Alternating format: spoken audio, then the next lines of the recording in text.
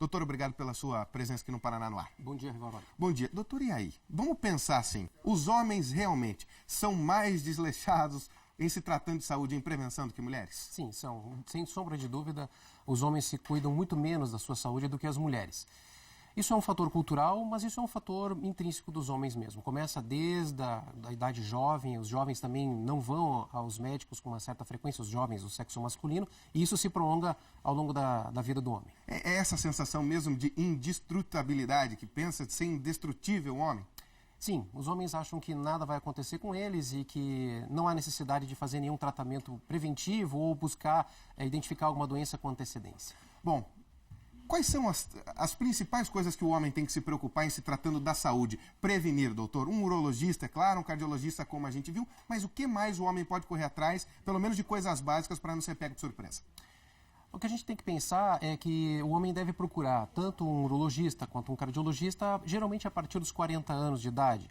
Mas também outros especialistas, como o endocrinologista, também tem uma importância, uma vez que vai fazer exames preventivos na tentativa de identificar a alta dos triglicerídeos, do colesterol, como o colega já fez um comentário anterior, alguma deficiência hormonal que possa também estar acontecendo com esse homem e que muitas vezes não dá um sintoma num primeiro momento, que é a necessidade de realização de alguns exames prévios. Ainda falando sobre urologia, doutor, a idade que os homens devem começar a buscar um urologista, ela oficialmente mudou agora, né? É verdade, a idade para verificação do câncer de próstata sofreu uma mudança no último ano. Esses dados mudaram para 45 anos para homens que têm um familiar com câncer de próstata e para 50 anos naquele homem que não tem nenhum familiar com câncer de próstata. Aí, tratando do coração, tratando também da urologia, doutor, quais são os primeiros sintomas que nós homens devemos nos preocupar? Porque normalmente o homem vai ao médico quando o sintoma aparece, né? É verdade, o correto seria não ter essa sensação de sintomas. Se você está sentindo alguma coisa, é porque algo já está acontecendo dentro de você. Então, o foco nosso é que o indivíduo procure o médico muitas vezes antes de desenvolver algum sintoma. Dentro da urologia são dificuldades para urinar, sangramento na urina, dores pélvicas. Na parte cardiológica, alguma dor no peito quando faz um exercício, sobe uma escada, algum desconforto ou falta de ar.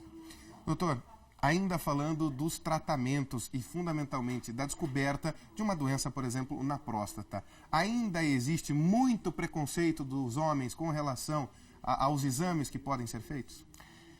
Eu diria que isso tem diminuído, Rivaroli. Nos últimos tempos, a gente tem observado que os homens têm, como a sua colega comentou na reportagem, através da conscientização das mulheres, das companheiras, esses homens têm procurado os médicos com uma maior frequência. Então, a gente percebe, tanto no consultório quanto nos ambulatórios, hospitais, a procura que está se intensificando. Ainda não é a ideal, mas a gente observa um crescimento progressivo. Para a gente começar uma prevenção dentro de casa, aí falando das atitudes que nós homens temos que tomar, o que a gente deve salientar nessa hora, doutor?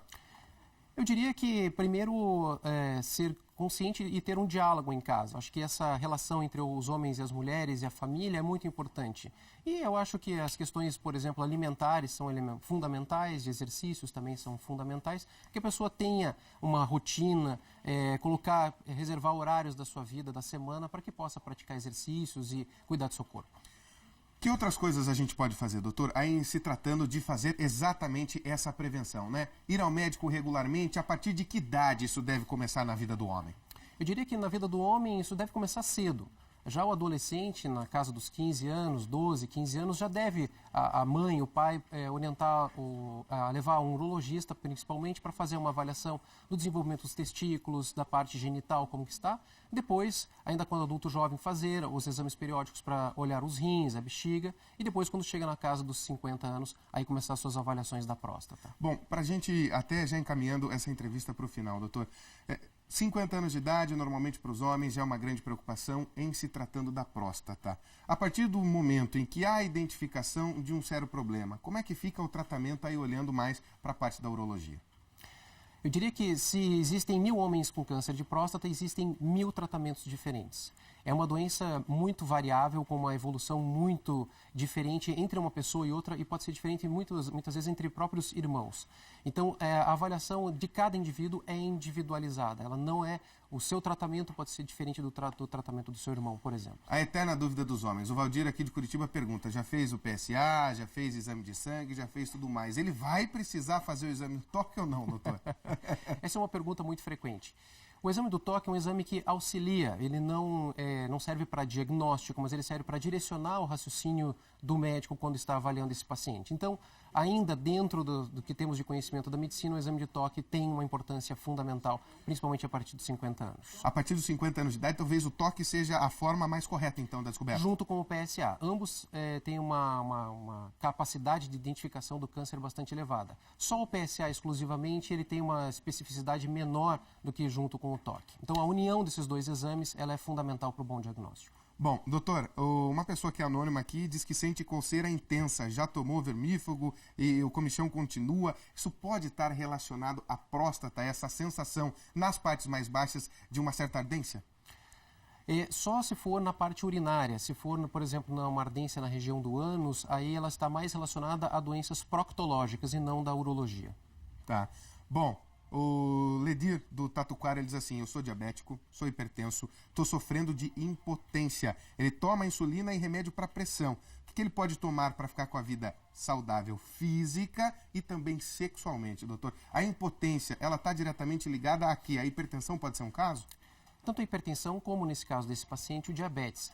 Na verdade, se esse paciente já evoluiu para um quadro de impotência, muito provavelmente os danos dessas duas doenças já foram causados previamente ao desenvolvimento dos sintomas. A gente já sabe hoje, por exemplo, com dados da Suécia, que pacientes que desenvolvem impotência têm um risco 4 vezes maior de ter um infarto agudo do miocárdio 10 anos depois do início dos sintomas da impotência. Então, a impotência, na verdade, é a ponta do iceberg de um grande problema que está por baixo. Bom, o Marcos do Caiuá, ele disse que não vai ao médico porque não é por relaxo, não. Meu caso por exemplo. Ele diz que não vai porque o SUS demora muito. Essa é uma grande preocupação, né, doutor? Como deixar esse atendimento mais rápido. É essencial rapidez na hora do atendimento. Sem sombra de dúvida, a participação do poder público nessa questão é muito preocupante.